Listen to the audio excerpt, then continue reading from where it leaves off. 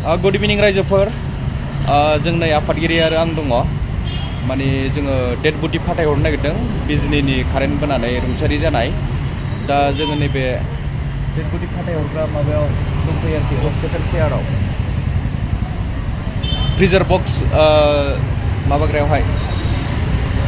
दा बेवहाय लाबोगोन आरोखि बडिखौ बेनिफ्राय गाबोनहाय फ्लाइटजों जोङो दैथायहरनाय जासिगोन आरोखि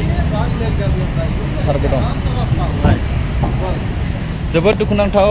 बे सानथामनि गेजेरावनो माने साथाम बर' लाइमोन रुंसारि जादों सासेया माबा मा होनो बेखौ सुइसाइड माबानि उदालगुरिनि